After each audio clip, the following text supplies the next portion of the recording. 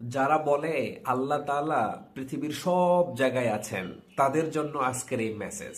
বাজার থেকে যারা চটি বই কিনে পড়ে, তারা বলে এই কথা যে আল্লাহ তাআলা সব জায়গায় আছেন। আর যারা কোরআন পড়ে তারা কি বলে জানেন?